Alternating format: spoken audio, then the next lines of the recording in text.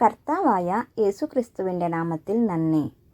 ഈ ദിവസത്തെ വചനധ്യാനത്തിനു വേണ്ടി തിരഞ്ഞെടുത്തിട്ടുള്ള അധ്യായം പത്രോസ് എഴുതിയ 1-ാം ലേഖനം 5-ാം അധ്യായം 6-ാമത്തെ വചനം. അതുകൊണ്ട് അവൻ തക്ക സമയത്ത് നിങ്ങളെ ഉയർത്തുവാൻ ദൈവത്തിൻ്റെ ബലമുള്ള കൈക്കീഴിൽ താനിരുപ്പിൻ. ദൈവത്തിൻ്റെ കൈക്കീഴിൽ താനിരുപ്പാൻ ഈ വാക്യം നമുക്ക് പറയുന്നു. ദൈവം നമ്മോട് എന്തിനു വേണ്ടിയിട്ടാണ് കാത്തിരിക്കാൻ പറയുന്നത്? ദൈവം നമുക്ക് ചെയ്ത വാഗ്ദാനങ്ങൾക്ക് വേണ്ടി നമ്മെ കാത്തിരിക്കാൻ പറയുന്നു. അല്ലെങ്കിൽ നമ്മുടെ കഷ്ടങ്ങളിൻ്റെ മോചനത്തിനായി നാം പ്രാർത്ഥിക്കുന്ന കാര്യങ്ങൾക്ക് വേണ്ടി നാം ദൈവത്തിനു വേണ്ടി കാത്തിരിക്കണമെന്ന് ഈ വാക്യം നമുക്ക് പറയുന്നു.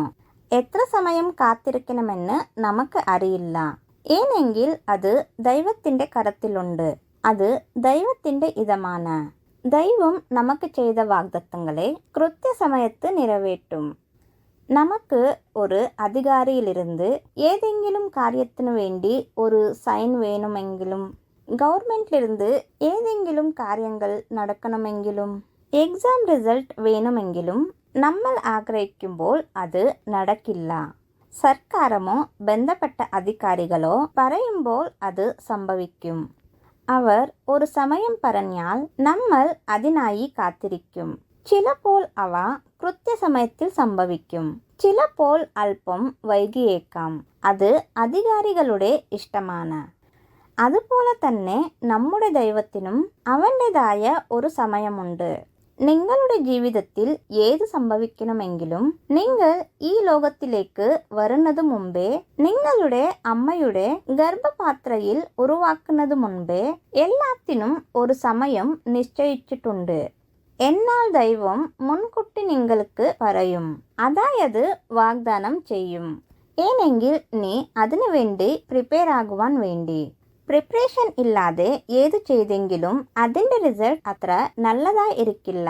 അതുകൊണ്ടാണ് ദൈവം തൻ്റെ ഇഷ്ടം നിങ്ങൾക്ക് മുൻകൂട്ടി അറിയിക്കുന്നത്. അത് എപ്പോഴാണ് നിറവേറപ്പെടും എന്നത് ദൈവത്തിൻ്റെ കയ്യിൽ ഇരിക്കുന്നു. നിങ്ങളുടെ വാഗ്ദാനം നിറവേറ്റപ്പെടാൻ 1 മാസം, 2 മാസം, അല്ലെങ്കിൽ 1 വർഷം, 2 വർഷം ആകാം. അല്ലെങ്കിൽ അബ്രഹാം, യോസേപ്പിനെ പോലെ വർഷങ്ങൾ എടുത്തേക്കാം. നിങ്ങളുടെ ആശീർവാദം എത്ര വൈകുന്നോ നിങ്ങളുടെ അനുഗ്രഹം അത്ര വലിയതായിരിക്കും. ദൈവം അതിനെ പ്രിപ്പയർ ചെയ്യാനുള്ള പ്രോസസ്സിൽ ഇരിക്കുന്നു. ദൈവം നീ എന്താകണമെന്ന് ആഗ്രഹിക്കുന്നുണ്ടോ അതിനാവശ്യമായ കാര്യങ്ങളിൽ നിങ്ങളെ നയിച്ച് നിങ്ങൾ എങ്ങനെ ഉണ്ടെന്ന് അറിയാൻ, നിന്നെ പരീക്ഷിപ്പാൻ, മറ്റും നിനക്ക് ചിലത് പഠിപ്പിക്കാൻ ദൈവം സമയമെടുക്കുന്നു. ദൈവം യോസേപ്പിനോട് അദ്ദേഹം ഒരു വലിയ അധികാരി ആകുമെന്ന് മുമ്പേ അറിയിച്ചിരുന്നു. അദ്ദേഹത്തിൻ്റെ സഹോദരന്മാർ അവൻ്റെ മുമ്പിൽ മുട്ടുകുത്തുമെന്ന് മുമ്പേ പറഞ്ഞു. ആ കാര്യങ്ങൾ ദൈവം വാഗ്ദത്തം ചെയ്ത 13 വർഷങ്ങൾക്ക് ശേഷം യോസേപ്പിന്റെ ജീവിതത്തിൽ സംഭവിച്ചു. ഈ 13 ആണ്ടുകൾ അദ്ദേഹം കടന്നു ചെന്ന പാതകൾ, അനുഭവിച്ച കഷ്ടങ്ങൾ, അനാവശ്യമായ നിന്ദകൾ, ഒട്ടുപാട്, അദ്ദേഹം ഏത് തെറ്റ് ചെയ്തില്ലെങ്കിലും അനുഭവിച്ച ബുദ്ധിമുട്ടുകൾക്കും ദൈവം ചെയ്ത വാഗ്ദത്തത്തിനും യാതൊരു സംബന്ധവും ഇല്ലായിരുന്നു. ഇതുപോലെ തന്നെ നമ്മളും പല കാര്യങ്ങളിൽ കഷ്ടപ്പെട്ടുകൊണ്ട് ഇരിക്കുന്നു. നമ്മുടെ ജീവിതത്തിൽ ദൈവം നമുക്ക് ചെയ്ത വാഗ്ദാനം യഥാർത്ഥമാകുന്നതിൻ്റെ ഒരു സൂചനയും നാം കാണുന്നില്ല. എന്നാൽ ദൈവം യോസേപ്പിനോടുള്ള വാഗ്ദാനം നിറവേറ്റിയതുപോലെ തൻ്റെ സമയത്ത് നമ്മോടുള്ള വാഗ്ദാനം നിറവേറ്റും. അതിൻ്റെ മുമ്പ് നമ്മുടെ ജീവിതത്തിൽ വരുന്ന കഷ്ടപ്പാടുകൾ സഹിച്ചുകൊണ്ട് ദൈവത്തിൽ എങ്ങനെ വിശ്വസിക്കണമെന്ന് യോസേപ്പിന്റെ ജീവിതത്തിലൂടെ അദ്ദേഹം പോലെ നമ്മളും ദൈവത്തിൻ്റെ കൈക്കീഴിൽ എങ്ങനെ കാത്തിരിക്കണമെന്ന് ഈ ദിവസം നോക്കാം. കർഷകൻ ഏതെങ്കിലും ഒരു വിള വളർത്തണമെങ്കിൽ ആദ്യം നിലം ഉഴുത്ത് കല്ലുകൾ, അനാവശ്യമായ എല്ലാ കളകളെയും നീക്കം ചെയ്ത് നിലം നന്നായി നിരപ്പാക്കുകയും ചെയ്ത് പിന്നിട്ട് വിത്ത് വിതയ്ക്കും. നിലം നിരപ്പാക്കാതെ വിത്ത് വിതച്ചാൽ നല്ല വിളവ് കൊടുക്കില്ല. യേശു ക്രിസ്തു പ്രസംഗിച്ചപ്പോൾ 4 തരം വിളകളെക്കുറിച്ച് സംസാരിച്ചു. മൂന്ന് തരം നിലം ആഗ്രഹിച്ച ഫലം നൽകിയില്ല. എന്നാൽ മറ്റൊരു തരം നിലം നല്ല വിളവ് നൽകി. അതുപോലെ തന്നെ ദൈവം ആദ്യം ആ നിലത്തിനെ പോലെ നമ്മിൽ ആവശ്യമില്ലാത്ത പ്രാകൃതിയെ നീക്കം ചെയ്ത് പിന്നിട്ട് നമുക്ക് ചെയ്ത വാഗ്ദാനം നമ്മുടെ ജീവിതത്തിൽ നിറവേറ്റും. യോസേപ്പിന്റെ ജീവിതത്തെ നോക്കിയാൽ അദ്ദേഹത്തിന് ബുദ്ധിമുട്ടുകൾ തുടങ്ങിയത് ഉൽപ്പത്തി 37 3 മുതൽ 5 വരെ ഉള്ള വാക്യങ്ങൾ. യോസേഫ് വാർദ്ധക്യത്തിലെ മകനായതുകൊണ്ട് ഇസ്രായേല് എല്ലാ മക്കളിലും വച്ച് അവനെ അധികം സ്നേഹിച്ചു. ഒരു നിലയെങ്കി അവന് ഉണ്ടാക്കിച്ചു കൊടുത്തു. അപ്പൻ തങ്ങൾ എല്ലാവരെക്കാളും അവനെ അധികം സ്നേഹിക്കുന്നു എന്ന് അവന്റെ സഹോദരന്മാർ കണ്ടിട്ട് അവനെ പകച്ചു. അവനോട് സമാധാനമായി സംസാരിപ്പാൻ അവർക്ക് കഴിഞ്ഞില്ല. യോസേപ്പ് ഒരു സ്വപ്നം കണ്ട് അത് തന്റെ സഹോദരന്മാരോട് അറിയിച്ചത് കൊണ്ട് അവർ അവനെ പിന്നെയും അധികം പകച്ചു.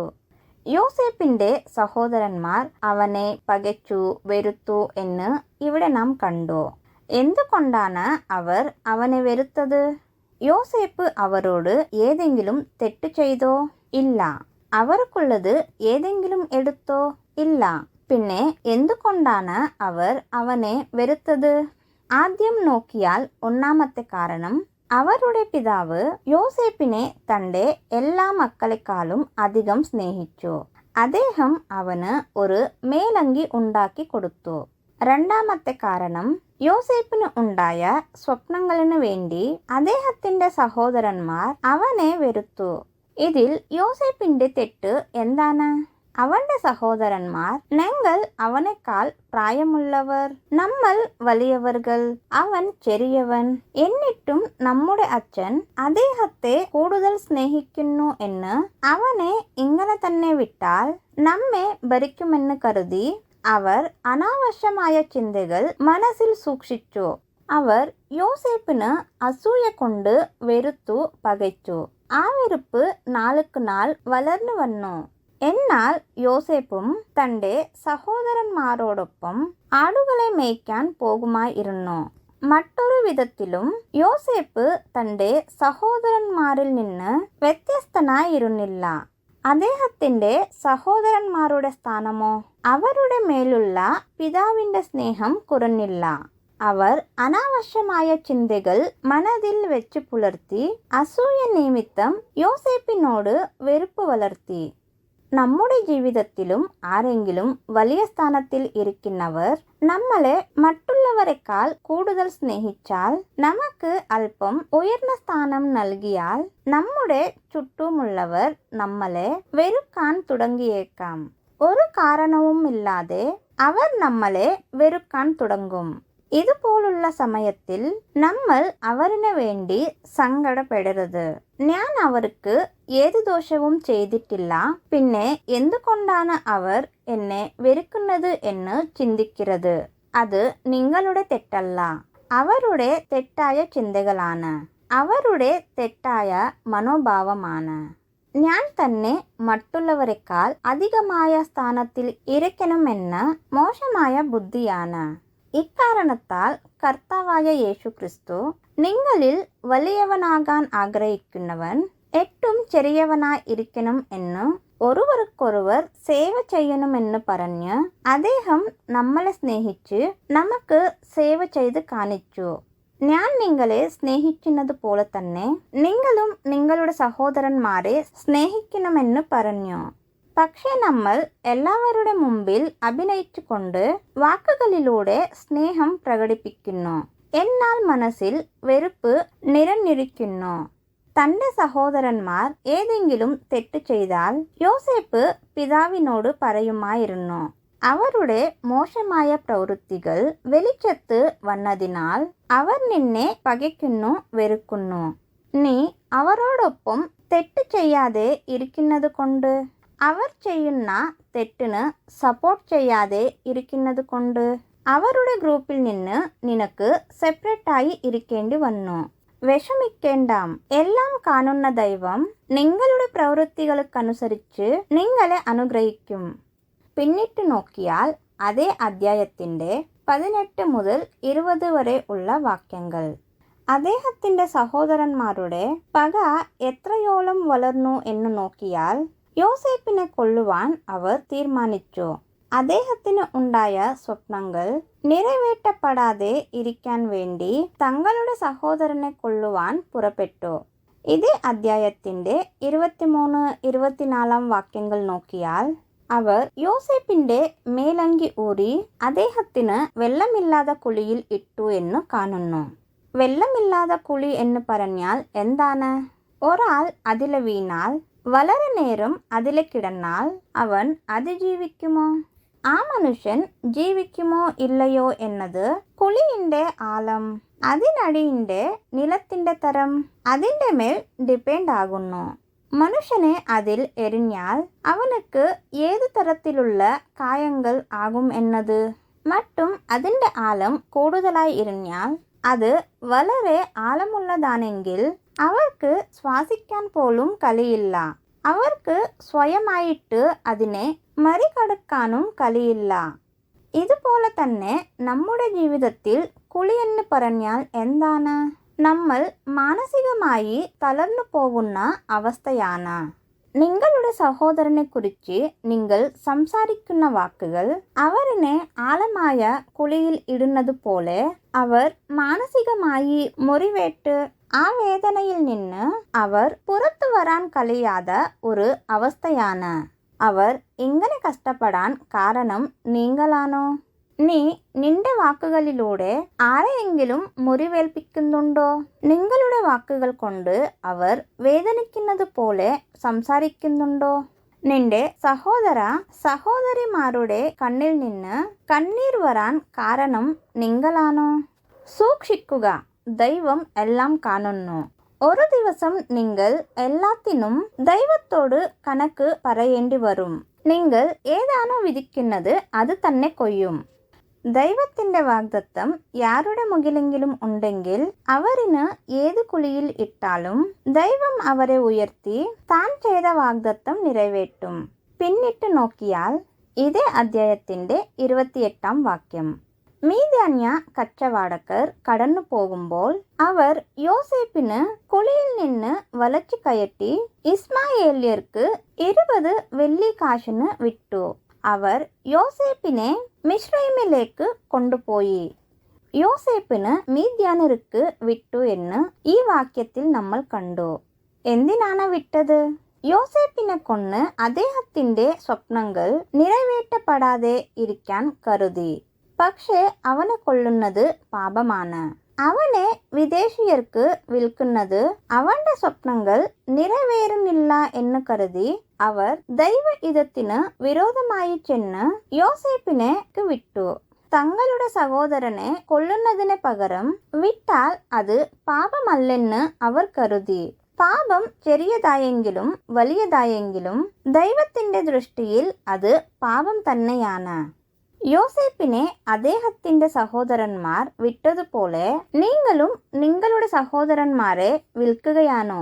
അതായത് യോസേപ്പും അദ്ദേഹത്തിന്റെ സഹോദരന്മാരും എങ്ങനെ ഒരേ പിതാവിന്റെ മക്കളായിരുന്നോ, ദൈവത്തിൽ വിശ്വസിക്കുന്ന നമ്മൾ എല്ലാവരും ദൈവത്തിന്റെ മക്കളാണ്. നിങ്ങളുടെ കൂട്ട് സഹോദരിയെ മനസ്സിൽ വെറുപ്പ് വെച്ചുകൊണ്ട് അവരുമായി നല്ല ബന്ധത്തിലാണെന്ന് നിങ്ങൾ നടിക്കുകയാണോ? ഏത് തരത്തിൽ അവർക്ക് തീങ്ങ് ചെയ്യണമെന്ന് സമയം നോക്കുകയാണോ? ദൈവത്തിന്റെ വാഗ്ദത്തം അവരുടെ ജീവിതത്തിൽ നിറവേറുന്നത് തടയാൻ നിങ്ങൾ ശ്രമിക്കുകയാണോ? സൂക്ഷിക്കുക, ദൈവം എല്ലാം കാണുന്നു. ദൈവത്തിനെതിരെ നിങ്ങൾക്ക് ഒന്നും ചെയ്യാൻ കഴിയില്ല. നിങ്ങൾക്ക് ദൈവത്തിന്റെ പ്രവൃത്തി തടയാൻ കഴിയില്ല. യോസേപ്പ് ഇവിടെ ഉണ്ടെങ്കിൽ നമ്മെ ഭരിക്കുമെന്ന് കരുതി അവർ അദ്ദേഹത്തിനെ വിദേശീയർക്ക് വിറ്റു. എന്നാൽ ദൈവം യോസേപ്പിനെ അവിടെ ഭരണാധികാരിയാക്കി. യോസേപ്പിന്റെ സഹോദരന്മാർ അദ്ദേഹത്തിന്റെ മുമ്പിൽ മുട്ടുകുത്തി വണങ്ങുമാറ് ചെയ്തു. ഇനി ഇതേ അധ്യായത്തിന്റെ 31-32 വാക്യങ്ങൾ നോക്കിയാൽ അവർ തങ്ങളുടെ പിതാവിന് രക്തം പുരണ്ട മേലങ്കിയെ അയച്ചു കൊടുത്ത് നുണകൾ പറഞ്ഞ് യോസേപ്പ് മരിച്ചു എന്ന് അദ്ദേഹത്തിന് വിശ്വസിപ്പിച്ചു. അവരുടെ അസൂയ നിമിത്തം പിതാവിനെയും മകനെയും അകറ്റി. അതുപോലെ നമ്മുടെ ജീവിതത്തിലും ജോലി സ്ഥലത്ത്, ഭാര്യ ഭർത്താവിൻ്റെ ഇടയിൽ, സുഹൃത്തുക്കൾക്ക് ഇടയിൽ, കുടുംബക്കാരുടെ ഇടയിൽ, ചർച്ചിൽ പാസ്റ്റർ മറ്റും വിശ്വാസികൾക്ക് ഇടയിൽ അസൂയ നിമിത്തം നുണകൾ പറഞ്ഞുകൊണ്ട് അവർക്ക് ഇടയിലുള്ള നല്ല ബന്ധം തകർക്കുന്നുണ്ടോ? നീ അവരെ അകറ്റുകയാണോ?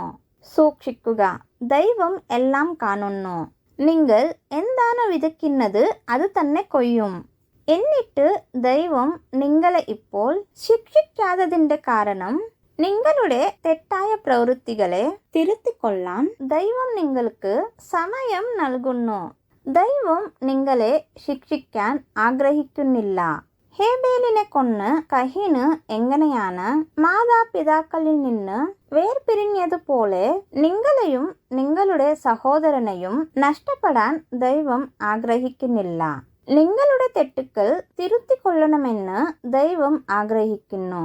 ദൈവം നിങ്ങൾക്ക് തന്നിരിക്കുന്ന സമയത്ത് തിരുത്തിക്കൊൾ, അല്ലെങ്കിൽ നിങ്ങൾക്ക് ശിക്ഷയിൽ നിന്ന് രക്ഷപ്പെടാൻ കഴിയില്ല. അടുത്ത് ഉൽപ്പത്തി 39 അധ്യായം 1 നോക്കിയാൽ യോസേപ്പിന് മിസ്രൈം ദേശത്തിന്റെ പോത്തിഫറിനക്ക് വിട്ടു എന്ന് കാണുന്നു. യോസേപ്പിന് പോത്തിഫർ അടിമയായി ജോലി ചെയ്യിപ്പിക്കാൻ വാങ്ങി.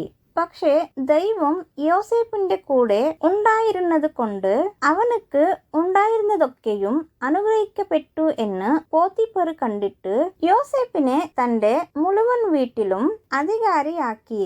യോസേപ്പിന്റെ പ്രയാസകരമായ സമയത്തിലും അദ്ദേഹം മിസ്രൈം ദേശത്തിൽ അടിമയായി ഇരിക്കുമ്പോഴും ദൈവം യോസേപ്പിനോടൊപ്പം ഉണ്ടായിരുന്നു. അദ്ദേഹം ചെയ്ത എല്ലാ ജോലിയെയും അനുഗ്രഹിച്ചു. ദൈവം യോസേപ്പിനെ കൈവിട്ടില്ല. ഇങ്ങനെ തന്നെ നമ്മളും ചിന്തിക്കും, ഇത്രയോളം നമ്മൾ കഷ്ടപ്പെട്ടുകൊണ്ട് ഇരുന്നെങ്കിലും ദൈവം എന്തുകൊണ്ടാണ് എന്നെ സഹായിക്കാനത്? തീർച്ചയായി ദൈവം നമ്മളെ കാണുന്നുണ്ടോ? നമ്മോടൊപ്പം ഉണ്ടോ? ദൈവം നമ്മോടൊപ്പം ഇരിക്കുന്നു എങ്കിൽ പിന്നെ എന്തുകൊണ്ടാണ് നമുക്ക് ഈ പ്രശ്നങ്ങൾ എന്ന് ചിന്തിക്കുന്നു. യോസേപ്പിന്റെ കൂടെ ഉണ്ടായിരുന്ന ദൈവം നമ്മൾ ഏതു തരത്തിലുള്ള ബുദ്ധിമുട്ടുകൾ നേരിടേണ്ടി വന്നാലും ദൈവം നമ്മോടൊപ്പം ഉണ്ട്, നമ്മെ സഹായിക്കും. അത് നമ്മൾ വിചാരിക്കുന്നത് പോലെ അല്ല. അത് ദൈവത്തിന്റെ ഇതത്തിന് അനുസാരമായി ഇരിക്കും. മറ്റും ദൈവത്തിന്റെ വാഗ്ദത്തം നിറവേറപ്പെടാനുള്ള വിധത്തിൽ ഇരിക്കും. ഇനി ഇതേ അധികാരത്തിന്റെ 19-20 നോക്കിയാൽ പോത്തിഫറിന്റെ ഭാര്യ യോസേപ്പിനോട് തെറ്റ് ചെയ്യാൻ പ്രലോഭിപ്പിച്ചപ്പോൾ അദ്ദേഹം ദൈവത്തെ ഭയപ്പെട്ട് നിരാശിച്ചു. അതുകൊണ്ട് പോത്തിഫറിന്റെ ഭാര്യ യോസേപ്പിന്റെ മേലെ പഴി ചുമത്തി. ചെയ്യാത്ത കുറ്റത്തിന് അന്യായമായി യോസേപ്പിന് കാരാഗൃഹത്തിൽ ഇട്ടു. പക്ഷേ യോസേപ്പിനെ കാണുന്ന ദൈവം അവിടെയും സഹായിച്ച് കാരാഗൃഹത്തിന്റെ പ്രമാണിക്ക് അദ്ദേഹത്തിന്റെ മേൽ ദയ ഉണ്ടാക്കുമാറ് ചെയ്ത് അവിടെയും യോസേപ്പിന് അധികാരിയാക്കി. നോക്കുവിൻ, ദൈവം യോസേപ്പിനോട് നീ ഒരു വലിയ ഭരണാധികാരിയാകുമെന്ന് മുമ്പേ വാഗ്ദാനം ചെയ്തിരുന്നു. അതിന്റെ മുമ്പ് തന്നെ പോത്തിഫറിന്റെ വീട്ടിലും കാരാഗൃഹത്തിലും അധികാരിയാക്കി. നമ്മൾ എഞ്ചിനീയറിംഗ് വേണ്ടി വിദ്യാഭ്യാസം ചെയ്തെങ്കിൽ ഡോക്ടർ ജോലി ചെയ്യാൻ കഴിയുന്നില്ല. ഡോക്ടറിന് വേണ്ടി വിദ്യാഭ്യാസം ചെയ്താൽ എഞ്ചിനീയറിംഗ് ജോലി ചെയ്യാൻ കഴിയുന്നില്ല. നമ്മൾ ഏത് വിദ്യാഭ്യാസമാണോ ചെയ്യുന്നത് അതിന് ബന്ധപ്പെട്ട ജോലിയിൽ പോകും. അതുപോലെ തന്നെ നമ്മൾ എന്തായി തീരാൻ ദൈവം ആഗ്രഹിക്കുന്നോ അതിന് ബന്ധപ്പെട്ട ബുദ്ധിമുട്ടുകളും പരീക്ഷണങ്ങളും നമുക്ക് നേരിടേണ്ടി വരും. ഇതേ അധ്യായത്തിന്റെ 6 മറ്റും 23 നോക്കിയാൽ പോത്തിഫർ ആണെങ്കിലും കാരാഗൃഹത്തിന്റെ പ്രമാണി ആണെങ്കിലും എല്ലാം യോസേപ്പിന്റെ കയ്യിൽ ഏൽപ്പിച്ച് തങ്ങൾ ഭക്ഷിക്കുന്ന ആഹാരം മാത്രം ചിന്തിച്ചു എന്ന് കാണുന്നു. മുഴുവൻ യോസേപ്പിന്റെ കയ്യിൽ ഏൽപ്പിച്ച് അവർ സമാധാനമായി ഇരുന്നു എന്ന് കാണുന്നു. 2 സ്ഥലത്തും ദൈവം യോസേപ്പിനോടൊപ്പം ഇരുന്ന് അദ്ദേഹം ചെയ്ത കാര്യങ്ങളെ അനുഗ്രഹിച്ചു എന്ന് കാണുന്നു. മറ്റും യോസേപ്പ് എത്ര വിശ്വസ്തനായിരുന്നു എന്ന് ഇവിടെ നമുക്ക് കാണാം. യോസേപ്പ് മിശ്രൈം ദേശത്തിന് ഭരണാധികാരി ആകുന്നതിനു മുമ്പ് പോത്തിഫറിന്റെ വീട്ടിൽ കാരാഗ്രഹത്തിൽ അദ്ദേഹത്തെ അധികാരിയായി ചെയ്ത് ദൈവം യോസേപ്പിന് പരീക്ഷിച്ചു. അതുപോലെ തന്നെ ദൈവം നമ്മെ പരിശോധിച്ച് അറിഞ്ഞ് പിന്നിട്ട് ഉയർന്ന അവസ്ഥയിലേക്ക് കൊണ്ടുവരും. ദൈവം നിങ്ങളെ ഏതെങ്കിലും ഒരു സ്ഥലത്തിൽ അല്ലെങ്കിൽ ജോലിയിൽ ആക്കിയാൽ അവിടെ വിശ്വസ്തനായിരിക്കുക. ബൈബിളിൽ പറയുന്നത് പോലെ യജമാനൻ കാണുമ്പോൾ മാത്രമല്ല, ദൈവഭയത്തോടെ പ്രവർത്തിക്കുക. ദൈവത്തിന് നിങ്ങളെ എവിടെ എങ്ങനെ ആക്കി എന്നതിന് അതിന്റെ പിന്നിൽ ദൈവത്തിന് ഒരു വലിയ ലക്ഷ്യമുണ്ട്. അതിലൂടെ ദൈവം നിങ്ങളെ പരീക്ഷിക്കുകയാണ്, അല്ലെങ്കിൽ നിങ്ങൾക്ക് ആവശ്യമുള്ളത് പഠിപ്പിച്ചു കൊണ്ടിരിക്കുന്നു. ഇനി ഫറോവയ്ക്ക് സ്വപ്നങ്ങൾ വന്ന് ആർക്കും അതിനെ വ്യാഖ്യാനിക്കാൻ കഴിഞ്ഞില്ല. എന്നാൽ ദൈവം യോസേപ്പിനെ സഹായിക്കുകയും അദ്ദേഹത്തിലൂടെ സ്വപ്നങ്ങൾക്ക് അർത്ഥം വിശദീകരിക്കുകയും ചെയ്തു. പെട്ടെന്ന് രാജാവ് അദ്ദേഹത്തിന് ഭരണാധികാരിയാക്കി. വെറും സ്വപ്നത്തിന്റെ അർത്ഥം പറഞ്ഞാൽ ആരും അവരെ ഒരു ചെറിയ ജോലിയിൽ ഇടുവാനും അത്ര പെട്ടെന്ന് വിശ്വസിക്കില്ല. എന്നാൽ ഫറവോൻ തനക്ക് ശേഷം രാജാവായും ഭരണാധികാരിയുമായി നിയമിച്ചു. നോക്കുക, സിംഹാസനത്തിന്റെ ഒഴികെ മറ്റെല്ലാ കാര്യങ്ങളിലും യോസേപ്പ് മിശ്രൈം ദേശത്ത് മുഴുവനും ഭരണാധികാരിയായി. സാധാരണമായി ഒരു രാജാവ് ആരെയെങ്കിലും ഒരു സ്ഥാനത്തിൽ നിയമിക്കണമെങ്കിൽ ആദ്യം അദ്ദേഹത്തിന് ട്രെയിനിങ് കൊടുത്ത് അവന്റെ ജ്ഞാനം പരിശോധിച്ച് പിന്നിട്ട് അവരെ അധികാരത്തിൽ ഏൽപ്പിക്കുകയും ചെയ്യും. ദാനിയേൽ, ശദ്രേക്ക്, മേശേക്ക്, അബേദ്നെഗോ എന്നിവരെ അധികാരത്തിൽ ഇടുന്നതിനു മുമ്പ് 3 വർഷങ്ങൾ ട്രെയിനിങ് നൽകി അവരുടെ ജ്ഞാനം പരീക്ഷ ചെയ്തതിനു ശേഷം അവർക്ക് അധികാരം നൽകി. പക്ഷേ ഇവിടെ കാരാഗ്രഹത്തിൽ ഇരുന്ന ഒരു തടവുകാരനുക്ക് സ്വപ്നത്തിന്റെ അർത്ഥം പറഞ്ഞാൽ പെട്ടെന്ന് ഏത് രാജാവായെങ്കിലും ഇന്നത്തെ ഒരു അധികാരം നൽകുമോ? യോസേപ്പിന് അടിമയായി മിശ്രൈം ദേശത്തേക്ക് വിട്ടാൽ കാരാഗ്രഹത്തിൽ ഉണ്ടായിരുന്ന മനുഷ്യൻ അത്ര വലിയ അധികാരത്തിൽ പെട്ടെന്ന് ഒരു നിമിഷത്തിൽ വരാൻ എങ്ങനെ കഴിയും? ഇതെല്ലാം ദൈവത്തിന്റെ പ്രവൃത്തിയാണ്. 13 വർഷത്തെ പ്രോസസ് യോസേപ്പിന്റെ വാഗ്ദത്തം ഒരു നിമിഷത്തിൽ നിറവേറ്റി. ഇതെല്ലാം ദൈവത്താൽ സംഭവിച്ചു. അതുവരെ വളരെ അധികം കഷ്ടപ്പെട്ട യോസേപ്പ് ഇപ്പോൾ വളരെ ഉയർന്ന അധികാരത്തിൽ ആയിരിക്കുന്നു. അദ്ദേഹത്തിന്റെ സഹോദരന്മാർ യോസേപ്പിന്റെ തിന്മയ്ക്കായി ചെയ്തത് ദൈവം നന്മയാക്കി മാറ്റി. അത്രമാത്രമല്ല, അദ്ദേഹം കാരാഗ്രഹത്തിൽ ആയിരുന്നത് പോത്തിഫറിന്റെ ഭാര്യയോട് തെറ്റ് ചെയ്യാൻ നോക്കി എന്ന നിന്ദയിൽ ആയിരുന്നു. ഇന്നത്തെ നിന്ദ ആർക്കെങ്കിലും ഉണ്ടെങ്കിൽ ആരെങ്കിലും അവർക്ക് പെണ്ണിന് കൊടുത്ത് വിവാഹം കഴിപ്പിക്കുമോ? പക്ഷേ ഇവിടെ രാജാവ് യോസേപ്പിന് സുന്ദരിയായ ഒരു പെൺകുട്ടിയോട് വിവാഹം കൽപ്പിച്ചു. ഒരേ തവണ രാജാവിന്റെ മുദ്രമോതിരം, കഴുത്തുക്ക് സ്വർണ്ണ സരപ്പളി, നന്നായ വസ്ത്രങ്ങൾ ധരിപ്പിച്ച് രാജാവിന്റെ 2ാം രഥത്തിൽ അദ്ദേഹത്തെ കയറ്റി. അങ്ങനെ ദൈവം യോസേപ്പ് അനുഭവിച്ച അവമാനങ്ങളെക്കാൾ കൂടുതൽ എല്ലാത്തിലും അധികമായി ബഹുമാനിച്ചു. ഇങ്ങനെ നിങ്ങൾ ദൈവത്തിന്റെ വാഗ്ദാനത്തിനു വേണ്ടി കാത്തിരുന്നാൽ, ദൈവം നിങ്ങളെ അനുഗ്രഹിച്ചാൽ, നിങ്ങളുടെ അവസ്ഥ ഇപ്പോൾ എത്ര മോശമാണെങ്കിലും ദൈവത്തിന് നിന്റെ സകല അവസ്ഥയും ഒരു സെക്കൻഡിൽ മാറ്റാൻ കഴിയും. നോക്കുവിൻ, 13 വർഷങ്ങൾ യോസേപ്പിന്റെ ജീവിതത്തെ നോക്കിയാൽ അദ്ദേഹത്തിന് നൽകിയ സ്വപ്നങ്ങൾക്കും അദ്ദേഹം അനുഭവിച്ച ബുദ്ധിമുട്ടുകൾക്കും യാതൊരു ബന്ധവും ഇല്ലായിരുന്നു. അദ്ദേഹം കാരാഗ്രഹത്തിൽ ഉണ്ടായപ്പോൾ എന്റെ ജീവിതം ഇനി ഇവിടെ തന്നെ കഴിയുമെന്ന് അദ്ദേഹം ചിന്തിച്ചിരിക്കാം. യാതൊരു ഉറപ്പില്ലാത്ത ഒരു സമയത്ത് എല്ലാ സാഹചര്യങ്ങളും അദ്ദേഹത്തിന്റെ എതിരായിരുന്നപ്പോൾ ദൈവം തന്റെ വാഗ്ദത്തം യോസേപ്പിന്റെ ജീവിതത്തിൽ നിറവേറ്റി. ഇതുപോലെ നാമും ദൈവത്തിന്റെ വാഗ്ദത്തത്തിനായി കാത്തിരുന്ന് യോസേപ്പിനെ പോലെ എല്ലായ്പ്പോഴും വിശ്വസ്തരായി നിലകൊള്ളുകയാണെങ്കിൽ ദൈവം നമ്മെ കടത്തിവിടുന്ന പരീക്ഷണങ്ങളെ ജയിക്കുകയാണെങ്കിൽ ദൈവം നമുക്ക് ചെയ്ത വാഗ്ദത്തം തക്ക സമയത്ത് നിറവേറ്റും. കർഷകൻ നിലത്തെ ഉളുത്തുമാരിക്കുമ്പോഴും കற்கள் കളകൾ പറിച്ചു കളയുമ്പോഴും നിലത്തിന് മുകളിൽ പലതവണ നടന്ന് അതിനെ ചവിട്ടുമ്പോഴും നിലത്തിന് വലിക്കും. കർഷകൻ നിലത്തെ ഉളുത്തുവാൻ തുടങ്ങിയതു മുതൽ വിളവെടുത്ത് വീട്ടിൽ കൊണ്ടുപോകുന്നതുവരെ ജോലി ചെയ്യുന്നവർ നിലത്തെ മിതിത്ത് ചവിട്ടി നടന്നുകൊണ്ട് തന്നെ ഇരിക്കും. അപ്പോൾ ആ നിലത്തിന് ഒരുപാട് വേദനയായിരിക്കും. എന്നാൽ വിള വളർന്നതു ശേഷം അത് പലർക്ക് ആശീർവാദമായിരിക്കും. അതുപോലെ തന്നെ ദൈവം നിങ്ങളെ പരീക്ഷിക്കുമ്പോൾ, പലരും നിങ്ങളെ ചുവട്ടി മെതിക്കാൻ നോക്കുമ്പോൾ, നിനക്ക് മുറിവേൽപ്പിക്കുമ്പോൾ നിങ്ങൾക്ക് വളരെയധികം വേദനയായിരിക്കും. പക്ഷേ അതിനുശേഷം ആ നിലം എങ്ങനെ പലർക്ക് ആശീർവാദമായി ഇരിക്കുന്നുണ്ടോ അതുപോലെ തന്നെ നീയും പലർക്ക് ആശീർവാദമായി ഇരിക്കും.